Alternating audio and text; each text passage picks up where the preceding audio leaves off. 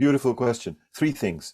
And the number third is a function of one and two. Number one is that in the last few years, even decade or whatever, technology and information availability has completely shifted the game and changed it. So now, I remember when I first started business, I remember I was head of, it was a function which was finance and inventory control for a giant American car manufacturing company.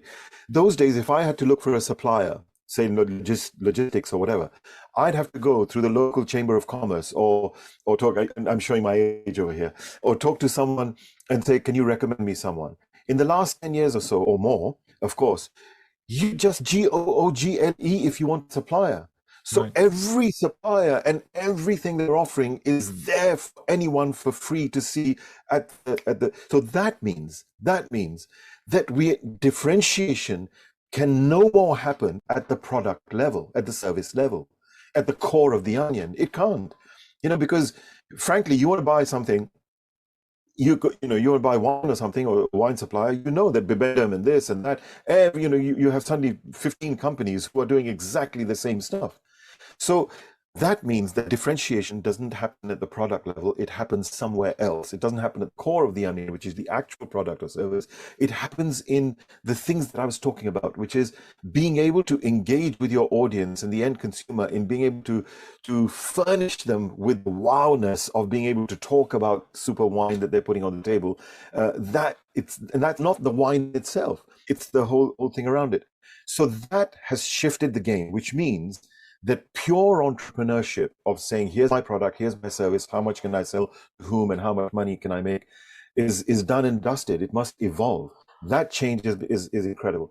The other change that has happened is by the way, do stop me at any time, otherwise. No, it's very interesting because you could kind of also say, probably it's a less good term, but like storypreneurship, because like you Wow. have to explain a lot like what you're bringing to the table. And I think since everything is becoming more commoditized, like the operations, the product layer, as you just mentioned, that's why you're seeing, I think, like more and more collaboration right now with creators and brands, right? Because they tell stories, they have the audience, and then they say, well, I like to use X product, so maybe you like it too. And they could probably can tell the story or like the value of the product sometimes better than the actual company producing it. So Yes. a lot of things come to mind, but yeah, that makes a lot of sense. You know what? The beauty, is that you're ahead of me 1-2 steps always, and that's so superb.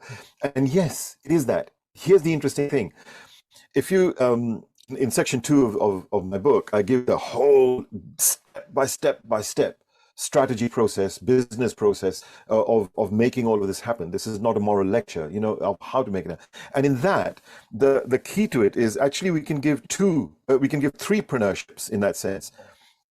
Valuepreneurship, which then you respond with productpreneurship. I'm just making this stuff up now. Yeah, sure. And when you've got the product, which is perfectly responding to the perfectly discovered value, and product is no longer the core. Product is no longer the core product or service. It is all the layers. Layer by layer, they're responding to value. Then, if that is perfectly matched, your response to value is layer by layer, superbly matched. We calculate this stuff. I'm doing it for a business which is more than startup right now in Portugal, and that's what we're working on. How, when having discovered the value, how do we then build the story of the product? Then comes all the other tactics, if you like. How do I price it? How do I, what channels do I choose? And all that, how do I promote it? And the promotion, which I don't call promotion, I call it the perception, building the perception, which is what you're talking about. That's where the storypreneurship comes. So you see the linear sequence. But problem is that most companies, they say, yeah, guys, we got a product. Now let's create a story around it. Stop.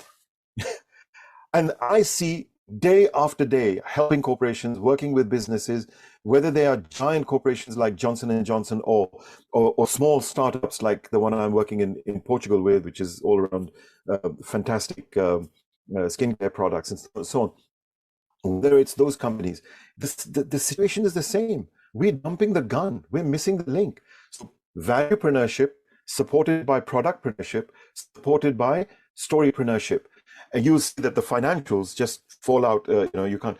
Now, actually, there's a webinar which is available on my YouTube channel. If your listeners want to read it, and yeah, we will link it in the show notes. it's called "When Your Products Sing to the Values of Your Market, a Beautiful Story is Born." I know it's a bit long. When your products sing to the value of the market, a beautiful story is born. And actually, that's what you're talking about, the storypreneurship. It was done for Institute of Product Management or something like that. So it's a very, anyway, coming back to your original question, what's shaping this necessity to evolve what we've known so far, which is entrepreneurship, into valuepreneurship? One was the information availability and choice availability. Therefore, we don't differentiate on the product or service. We differentiate it somewhere much higher, which is the value of whom we are serving. And part of that value is responded to by the way that we are selling and by the trust. I call it trust capital. The trust capital that we build. But this is, again, not a moral lecture. This has to be step by step built up across the organization, which I do. I do entire cultural changes, not just the strategy transformation, but how do you get your whole organization to be obsessed in whatever they're doing, even at the minutest transactional level to that. So that's the next thing. The second thing that has shaped why we move is, of course, COVID. No doubt. COVID is it because of more digitization or even less trust among people or, in institutions, or what is it about COVID? That's yet another point. But I'll come back to that point. This is a very interesting thing, digitization, AI, and so on. It's an interesting discussion. I'll talk quickly about that. But here, what COVID did was, it forced people into the zone of saying that in this period, I'm only going to buy what represents value to me. Right. It forced sellers to search for that value. Right. I'll give you an example. And the outcome of it has been that people have become used to now not just buying products and services because they're available, because they're the latest, but they're reasoning it from emotional value. Example, I was doing a lot of work for leadership and strategy and so on for a huge hotel group. I mean, they're gigantic. They've got about 8 or 9 5-star hotels and the total 50 hotels, that kind of thing. Now, when COVID happened, suddenly, what do? You're attacked and you let go. And just give you one example. This is just one example amongst the thousands that well, at least hundreds that took place. But one of the hotels had super pastry chef. Cut a long story short, they started saying, okay, birthday parties are happening online and weddings are happening online and things. So they started doing a service by us examining the value onions of the markets that they were serving, and then building a response to say, we have a beautiful package, panier, a basket, whatever, of the cakes and things and the wine and things which are going out to all the 100 guests, exactly the same. So that when you're sitting online and on Zoom and you're enjoying the party, you're all eating and tasting exactly the same food. And that business just blossomed and grew very, very fast.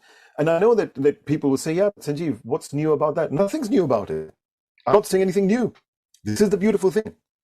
But what is new is that in my humble experience of having worked and transformed hundreds of organizations and thousands of leaders and so on, again, and managers and people, again, and entrepreneurs, and I'm saying this with incredible modesty and humbleness and gratitude, please understand that. Right. I'm just sharing my experience.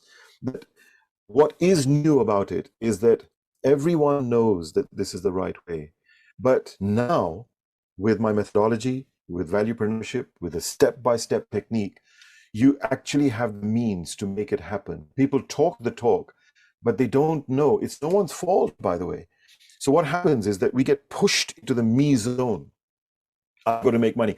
And the more we think about value creation, the more that we are pushed into the necessity, and we drive it from the finances rather than making finances the result.